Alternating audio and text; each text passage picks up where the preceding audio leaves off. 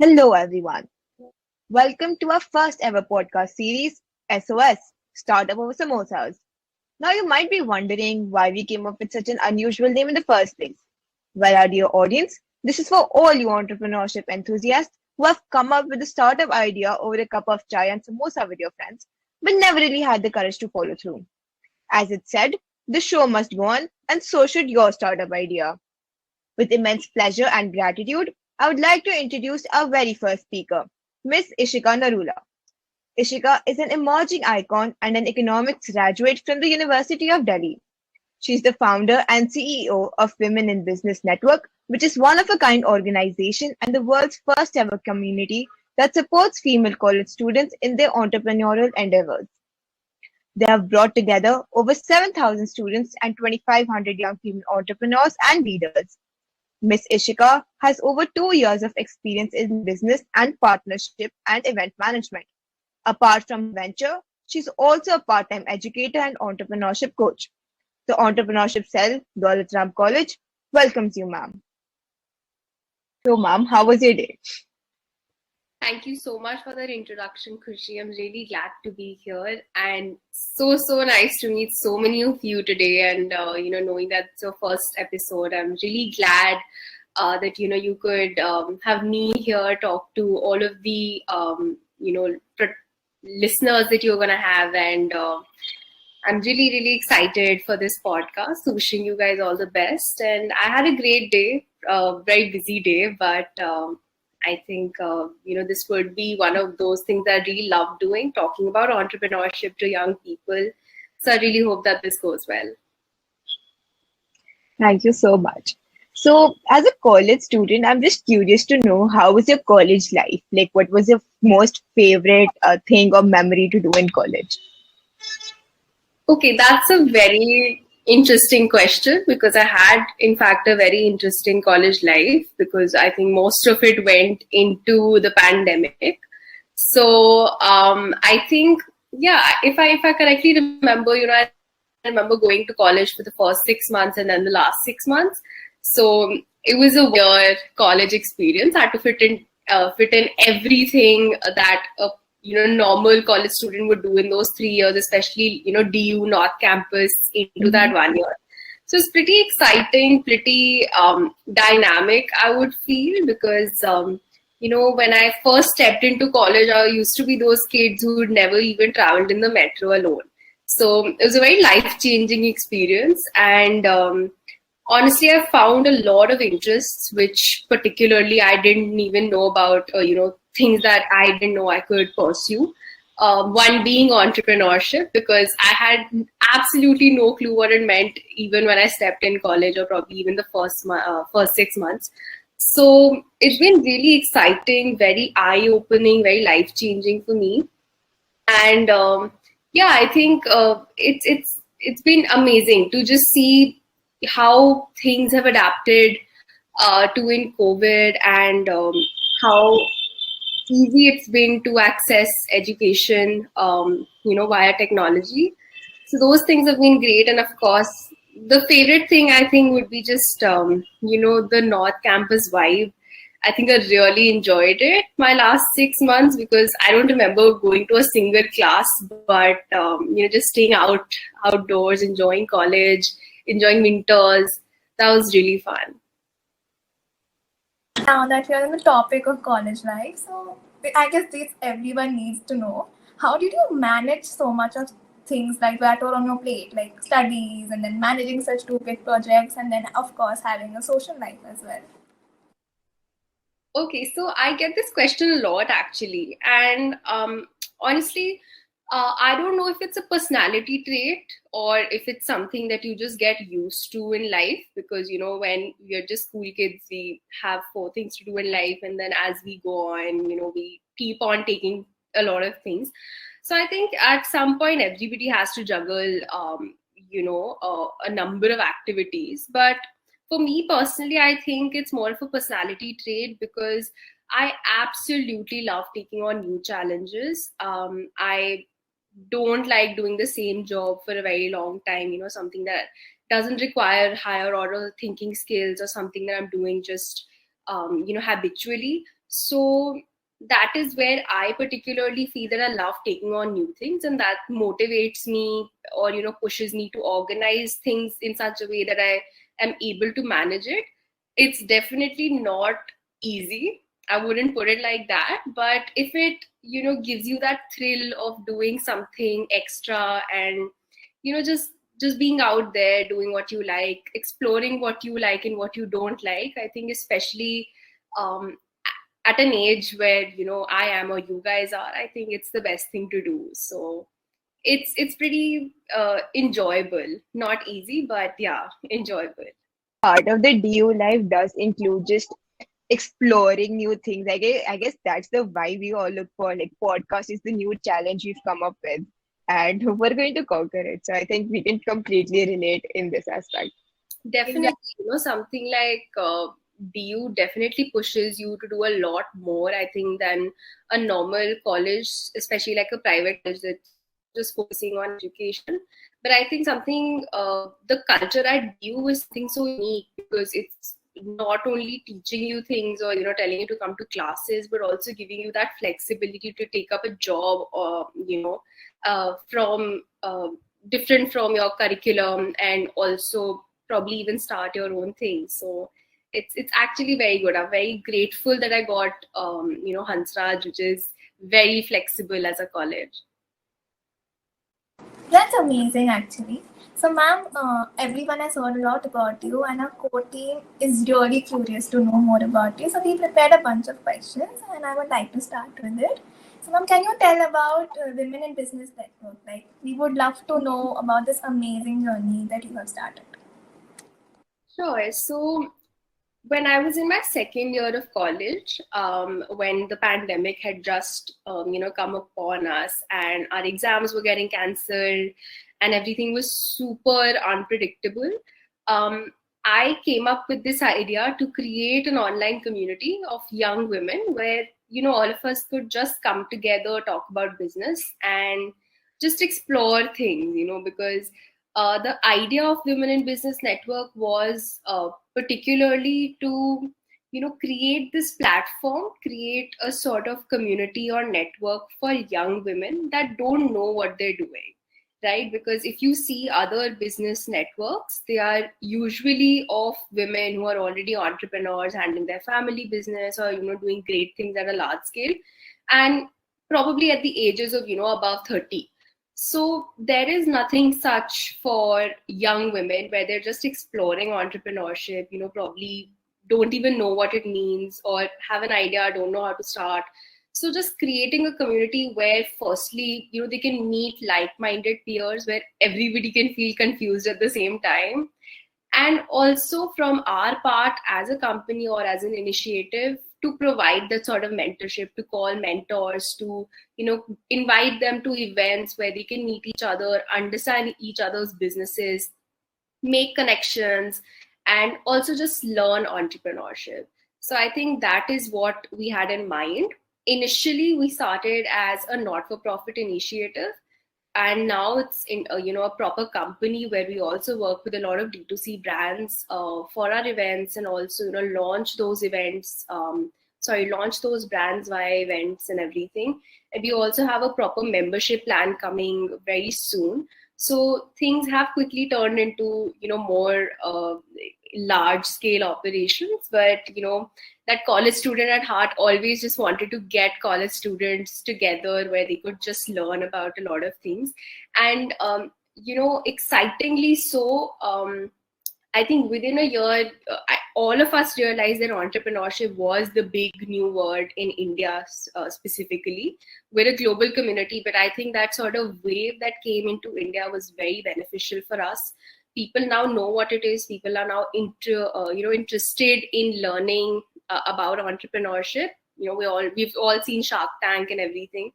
So it's been a very good timing for us, I think, and we've gathered so many women, and yeah, the journey has been really great. Never really thought it would turn out to be such a big thing, but yeah, definitely looked at a problem. And especially for young women, I think this is something that they you know would love to explore even if they don't want to start their own business. So that way the response has been super good and overwhelming. I think like that is extremely interesting because we, as from a girls' college, our aim is particularly around just promoting entrepreneurship, specifically in women as well. So I think our views align so much in that aspect, where we, even as young college students, we could hardly spell entrepreneurship. Knowing what entrepreneurship is an entirely different concept. So I think from that we've had a great journey, even though we did so much of it online. I think just the logistics part of managing everything is goes a long way. So yeah, I think it's a great thing that you still, even after graduation, you're still connected to those college roots and they're keeping the youth alive. No, definitely, I'm not that old, also, guys. I just graduated this year. So, of course, but that is the foundation of what I'm building. So, that's always going to be there because, again, I don't want to start a platform of people who've made it, been there already, at a platform where they don't require that sort of help or they don't feel obliged to give it back to the community as well. So, I think my core values, my project's core values will always remain in that sort of arena where we want to help young people just understand what this is and how they can probably use our resources to build their own brands. And of course, even going into the rural areas, educating people about entrepreneurship there as well. That is the sort of goal we have, and that's always going to be there. So, ma'am, like you come from an all-girls college and you have started this whole women in business network. So, what has been the one challenge that you faced as a woman during this whole journey, or when you were creating this business? There have been many challenges, to be very honest, because this is something very new, and I never really looked at it from something, let's say, from an applications point of view or something that I want to do for my CV or anything. It was honestly a very um, you can say sort of important thing to me. It was very connected to what I want to do and the purpose. So I had a ton of challenges. If I were to name a few, firstly, answering this question that, oh, why are you only doing it for women?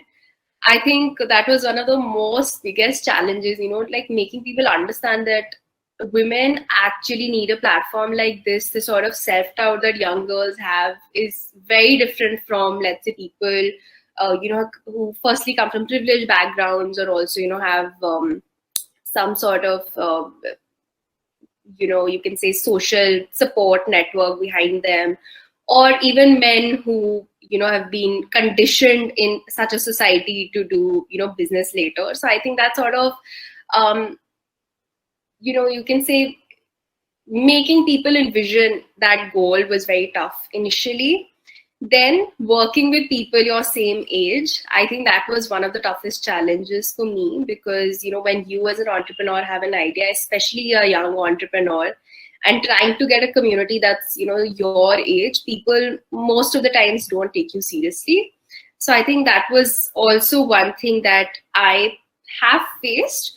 But I think the best way to deal with it is to always keep on learning things and make sure that others around you also take back something valuable, because till the time people are not learning anything new, they don't feel that your connection to them is valuable, they won't take you seriously. So I think that was another thing.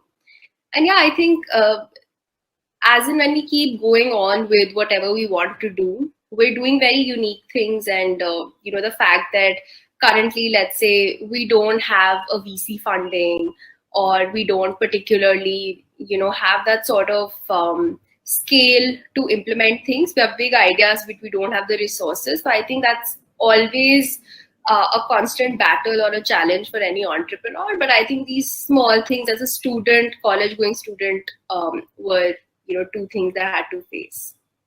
So you mentioned that it's hard for getting people to take you seriously, and I think that is rooted in just patriarchy and the whole misconception. So, what do you think we can as students do to defeat these deep-seated stereotypes about women? Okay, so I think, it's very impractical to view it from, the patriarchal view, just by saying that, this is how things have been going on and how do we defeat them. I think the responsibility mainly lies within women to make sure that, they do what they want, like, they be the change that they want to see. So I think, with the society angle, I think there's a lot of self-doubt that women have. If I speak for myself, I also used to be, one of those kids who thought that, oh, this is not for me, or probably I won't be able to do it. And I know people who have also, sort of, not, I wouldn't say demotivated in a bad way, but, like just cautioned me that, are you sure you want to do this? This is going to be a big thing and everything. So I think, uh, stepping out of your comfort zone and making sure that you're motivated to do something would be the answer to this. Not by, let's say, just trying to bring in gendered policies or anything like that's a good enough step. But I think along with those, women themselves need to be very confident about their own skills, and I think that's the first step, and that is what we also work on here at Women in Business Network. That is building that sort of knowledge base, or just making women feel comfortable and confident with the ideas that they have, so that they don't feel that, oh, entrepreneurship is such a tough thing. Honestly, it's not. Nothing is tough till the time you don't do it. So yeah, like I just feel that is what would be my approach to it, because once you've stepped out of that comfort zone, you don't really, all of these other things don't matter. So yeah. So, ma'am, there are a lot of girls out there who actually feel this, that we can't step out and we can't do it. So, ma'am, what is that one advice you would like to give such women who want to start up their own ventures but they are like being restricted due to the societal norms? Okay, so for that, I feel it's very important to inculcate a habit of saying yes to all opportunities. I think, a lot of people, irrespective of gender, just say no to things that they think they don't know, or just feel like they don't have the right skill set for it. So just learning to say yes, and then learning on the job, or learning things as in when you do it.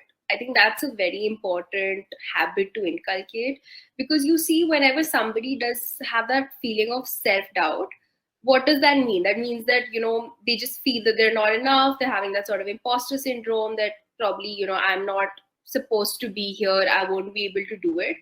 And honestly, everybody learns things once they do it, right? So just learning to take that first step and saying yes to things is very important, because nobody is perfect is at what they're doing. So having that sort of idea that, oh, this XYZ person probably knows a lot more than me, is, I think, the worst attitude to have, especially in our age.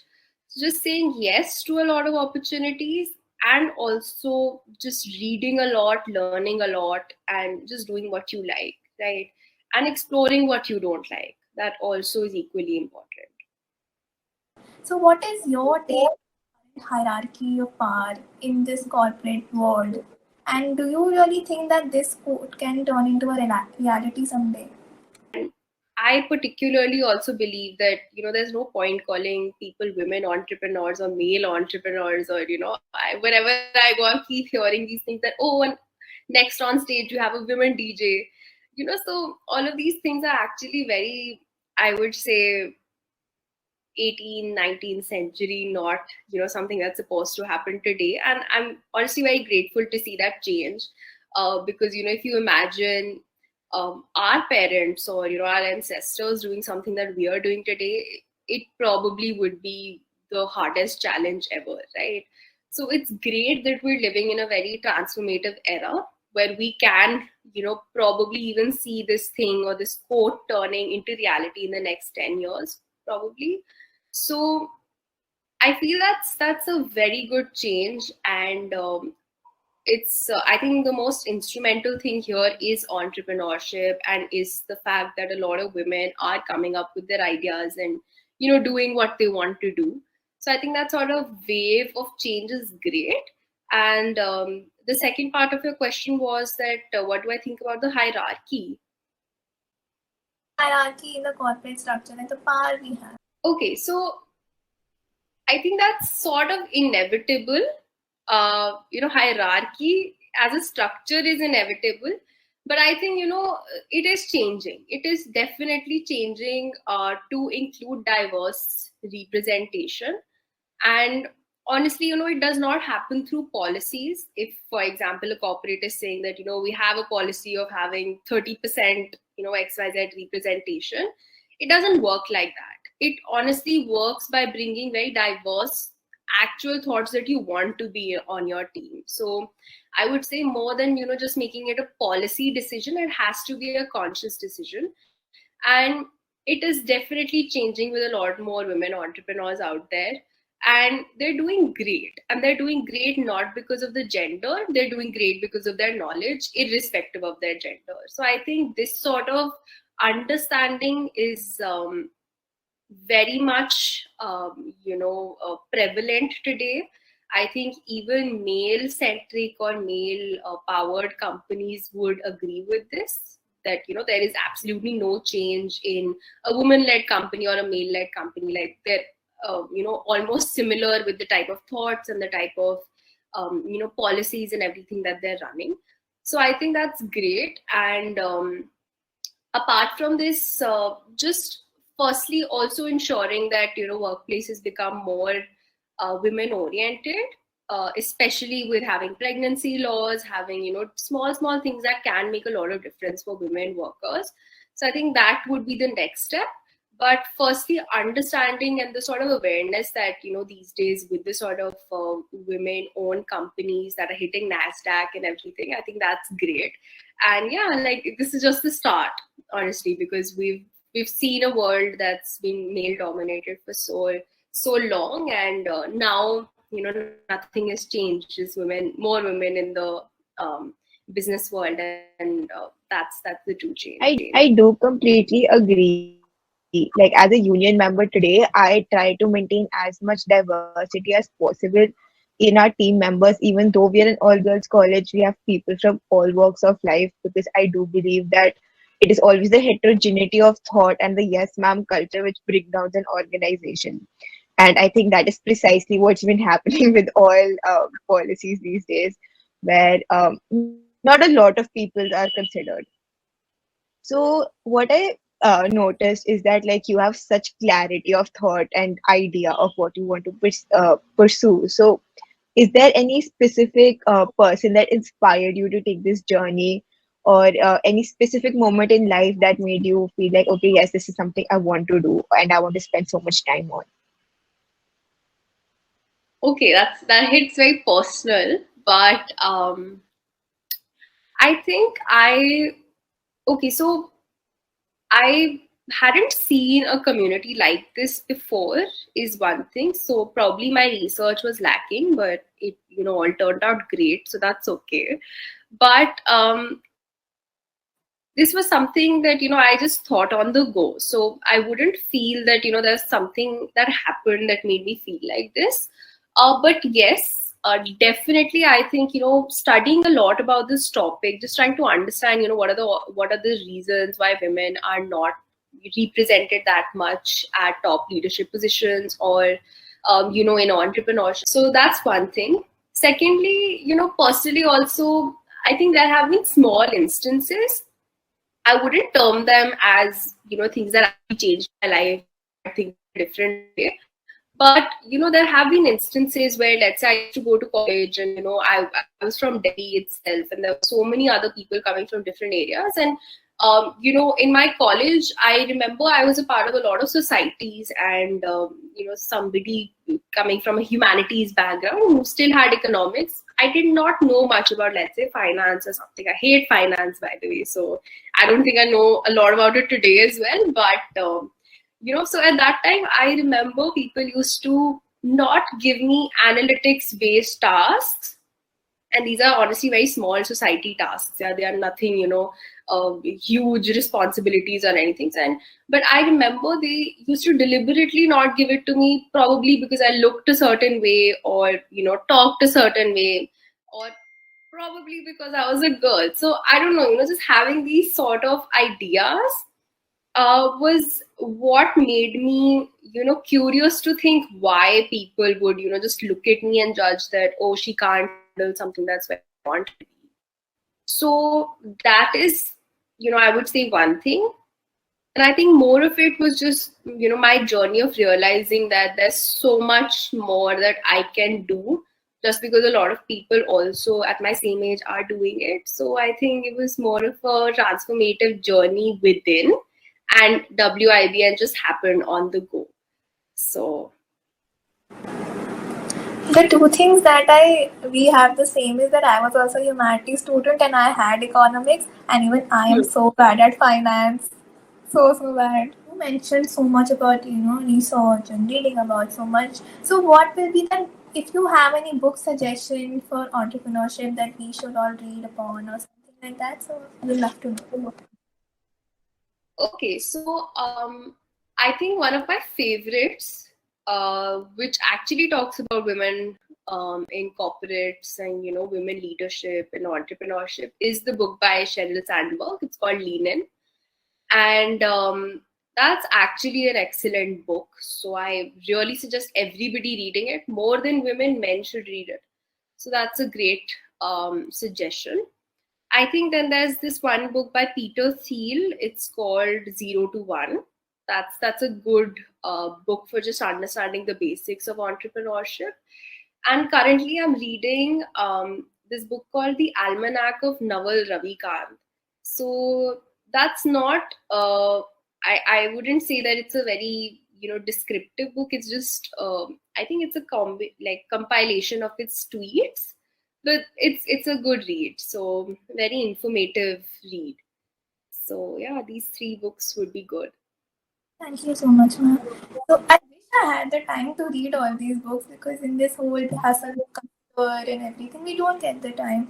So, ma'am, do you think at some point the hustle culture got to you also, and it just held you back from having a carefree, smooth life like we usually see in Bollywood movies? So I strongly feel that you can always have the best of both worlds. If I were to talk about my professional life, I think, I was a full-time student at Hansraj. I was doing one of the most toughest courses, at least for me, because it had a lot of, technical things to do. So I did economics.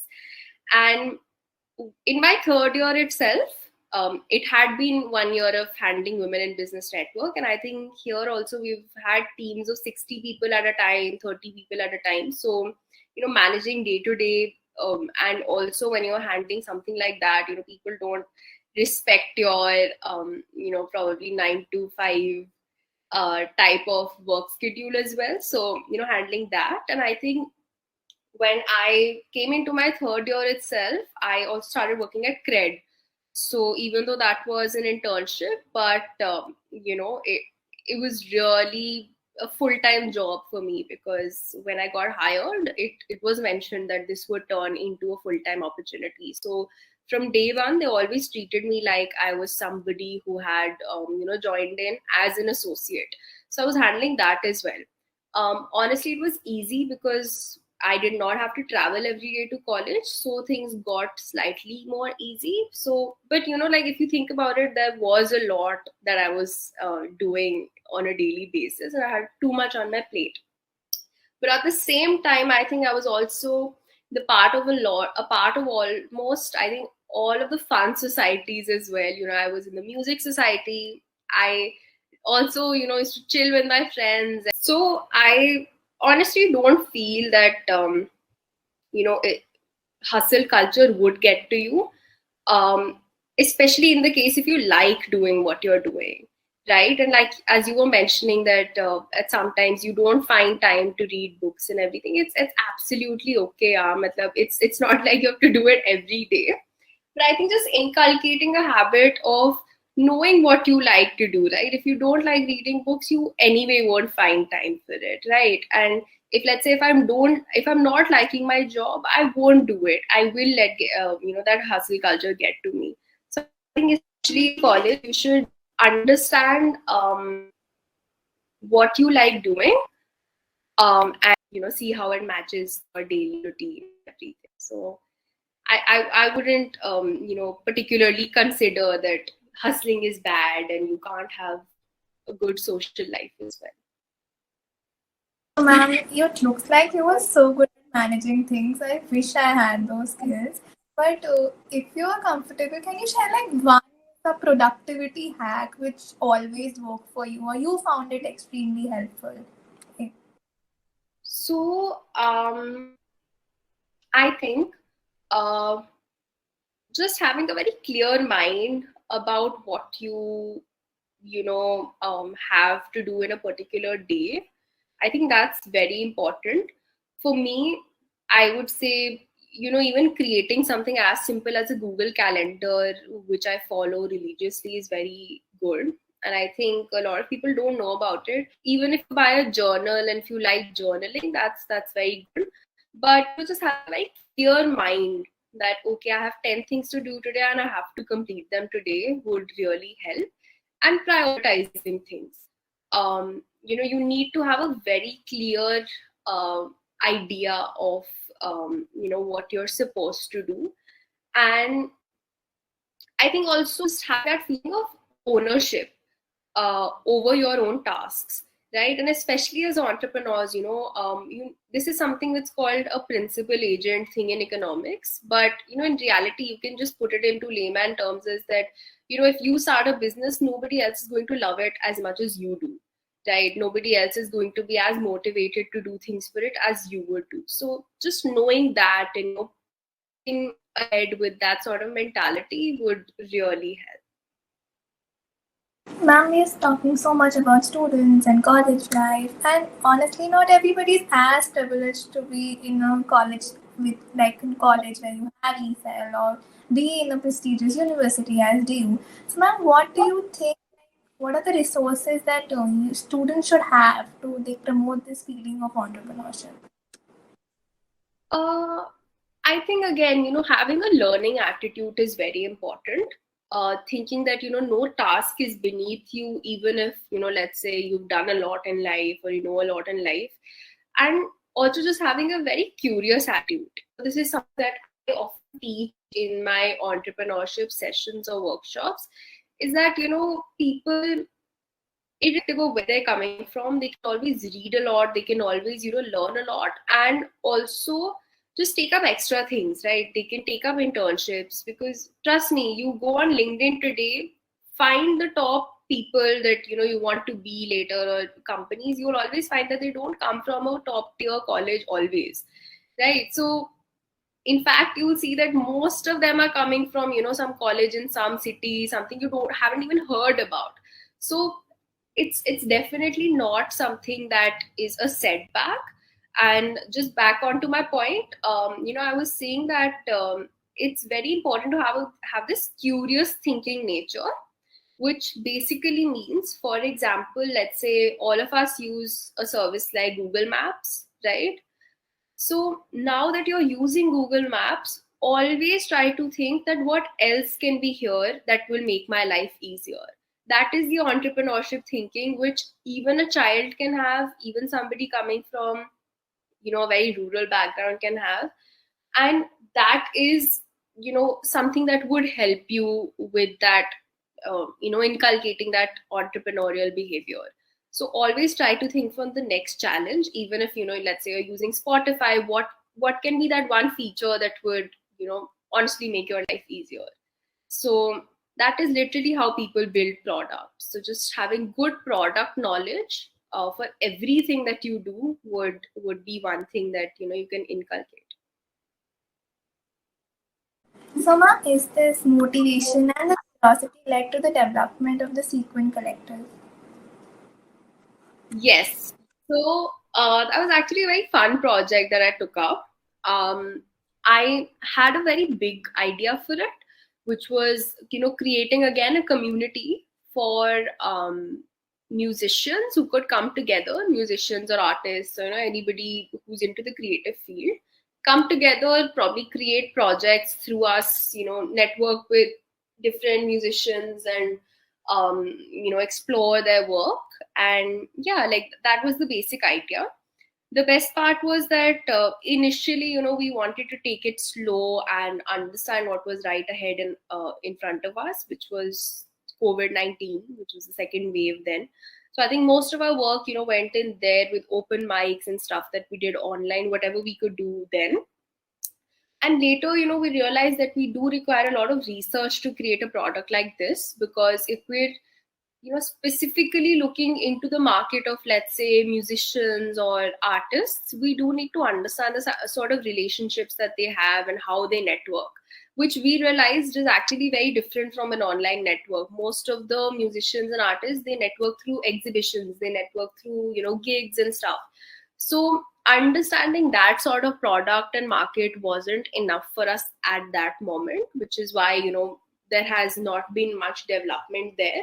But yes, as a project, as a student project during COVID for fundraising and everything, it was very fun to implement. Do you have or did you have any other similar ideas to the Sequin Collective which you now wish to be implemented or that can be executed right now? So I wanted to always create an app where, it's sort of a LinkedIn for artists, where they could, put up their work, they could understand each other's profiles and, just explore their work. So let's say if you have music on Spotify, you can use those links there, you can put it up, and you can tell people if you're looking for a job or some freelancing activity, if you're open for gigs. So that is the sort of idea that I have. But again, huge amount of capital, huge amount of research into how people network would be required there. Ma'am, do you think I feel, because I am a dancer and I was in my school dance team as well. So there, and you come from humanities as well. So do you think even today there are these art students or artists who are still a little bit misrepresented or underrepresented? Honestly, no, I don't. Yes, particularly if, let's say, they're not doing great and we get in that sort of Indian parents debate here, probably yes. But I think the sort of, general consensus or idea that people have about humanities is definitely changing. I think my parents also initially would, I think they did encourage me to take up something else. They wanted me to do something else, not commerce, because nobody in my family comes from a commerce background. It's either science or humanities. And yes, initially, I think from my parents' point of view, no, sorry, from my grandparents' point of view, I would say that, they would think that, oh, only the, last benchers get into humanities. But I think today, looking at the sort of corporate jobs we have, or the sort of streams like psychology and, different things that actually have great career potential, I think a lot of people, especially in, let's say, urban areas, do understand it. And that sort of understanding is going to other parts of the country as well. So I wouldn't particularly say that we still have that sort of discriminatory behavior and sort of weird stuff attached to humanities, because again, I think lots of schools even offer different stream combinations as well these days, right? I know people who've had half of commerce with half of humanities. So I think things are changing in a very different way, and automatically this as well is, in the talks. So. I relate to you so much because I am the girl who jumped from science to commerce to humanities at the end. And honestly, today I can say taking humanities is the best decision I've ever taken in my life. Definitely, I think I was not at all aware about so many things, and stuff like psychology and pol science really helped me shape my knowledge base. So that's it was a good decision. And you said that your parents always supported you, but when you told them about, starting up, because creating a startup is actually a pretty risky business. So, what was their initial reaction? How did they support So my parents have supported me for sure.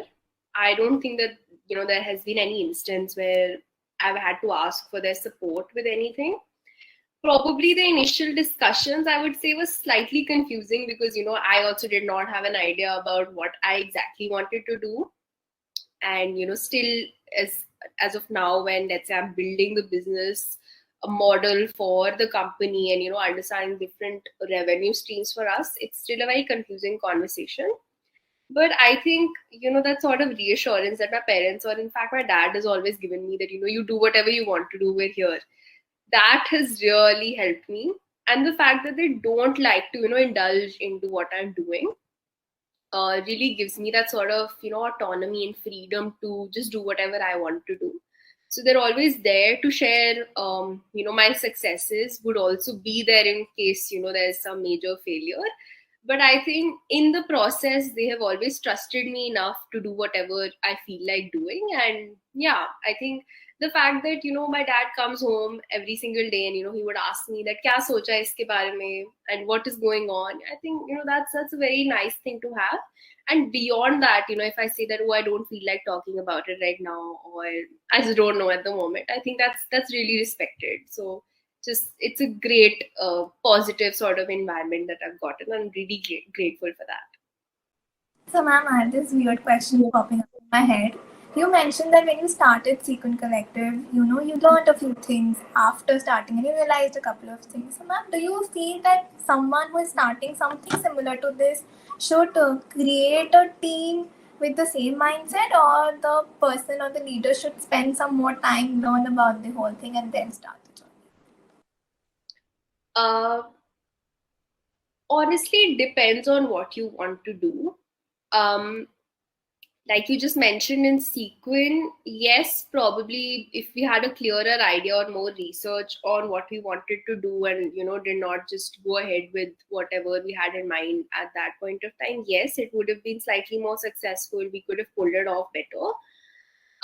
But that's always going to be a constant thing, whatever you're going to do, right? So I don't think that you should always wait for the right moment or the right knowledge, the right research, the right team. I think you should just definitely start with whatever you have, and then learn on the job. So this is again coming back to that sort of self doubt conversation and everything. It's not important for you to know everything today, right? But till the time you don't execute things, you won't know what's required of you to do, and what else you require as resources to implement the job and everything. So i I don't think I have any regrets with that, or the fact that I got to know things later. um it's just a you can say a cardinal fact of entrepreneurship that things will change, right? Even something like a Facebook rebrands, right? So it's very important for you to understand that things won't be the same, when you first think of it, and then after 2 years, you can't expect to do the same thing again and again. So just understanding that and being confident with your idea is what you should aim for. That's amazing. So, ma'am, now that you've established such big projects, what is your favorite thing about being a founder to these projects? Or what's the favorite, like one thing that makes you wake up every morning and do the same thing? I think the sort of response that I've gotten, um, especially in Women in Business Network, because let's say it is slightly, towards a social entrepreneurship initiative. I think when people, actually meet through our platform, or people who, let's say, came to our event and a month later they have their, venture starting, that sort of feeling is what pushes me to do what I'm doing.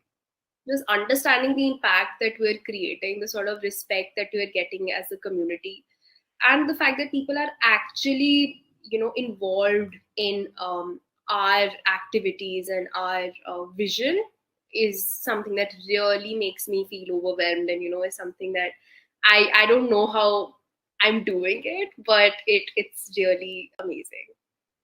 I can answer that. You are doing amazing. So, ma'am, did like opportunities knock your door after Women in Business Network? After, of course, I think, if it would not have been for this, firstly, I would have not been the person I am. I would have never, feel compelled to know more about this field and, be that sort of advocating person like I'm here today, talking to you guys. So I think everything that I've built about my personality, I owe to Women in Business Network. It's not only helped me particularly find out that I'm good at entrepreneurship, and that's something that I can share with other people, but I think also it's given me that platform to talk about my interests, and so many opportunities have come to me after this. I think even something like Cred was so happy to know about this initiative. And when you're an entrepreneur, and especially when you're joining, let's say, a startup, they're very happy to have people like you who who fail on a daily basis, who don't know what they're doing, but at least get up in the morning and try to do something new. So I think lots of people appreciate that. And yeah, like, things are changing. So definitely, if you have that sort of attitude, everybody would notice it and give you opportunities. And yeah, to speak at places, to meet so many young women, that in itself is so amazing. So a lot of opportunities have come. So, ma'am, what are your future plans? Do you think of this as an end game, or these are just stepping stones to a beautiful journey? Honestly, stepping stones, because it's a very conscious decision that currently I am not doing this, let's say, full time. Obviously, I'm doing it full time as an entrepreneur, but there are lots and lots of things that I'm also learning on the go. So probably I want to do I want to work at a startup as well. I want to do some consulting here and there as well. So personally, for me, it's a stepping stone journey. I don't have very concrete ideas at the moment. And yes, like, whatever comes to me, we implement. That is just how it's always been going, and it's suiting us well, because lots and lots of things have changed since we started. And just in order to build up with that sort of progression, I think this journey is really helping us. We don't want to make it big and then people forget about us in 2 years. That's not the plan. That's beautiful. So, ma'am, we have this very signature question connected to our podcast, which is Startup Over Samosas. And we believe that all of us had moments where we think that we start up and it is ultimately opening a Maggie and chai pointer at the hilltop. So, we would love to know, what was your Startup Over Samosa moment, if you had any? I think in college, I very well remember that my friends and I, when we used to give interviews for societies and then used to get rejected and everything, then just being very angry कि हम start करेंगे अब अपनी society, we don't want to be in their society, मैं भी बनूंगी president. All of that, I think, was good fun banter that we used to have. And always criticizing the seniors that they don't know anything and they're just being bossy with us. So I think that was one of those samosa moments that I loved. And yeah, I think those only helped me get that sort of idea that, oh, I want to do something in business with women. Yeah. Ma'am, it has been so lovely talking to you. And thank you so much for taking your precious time out and gracing our first episode. We really couldn't have asked for a better personality than you. And it's you leaders who, bring in so much information for us. So me on behalf of our ESA, we thank you for being here. Thank you so much, Anika, and thank you so much to your entire team for having me. I'm super grateful, and I really hope that this podcast is a blast. Thank you so much. And for the audience, we hope you took something valuable, and your startup stories are as masaledar as our samosas. Thank you so much. Thank you for tuning in to Startup Over Samosas, and don't forget to like, comment, share and subscribe to ESLDRC's YouTube channel.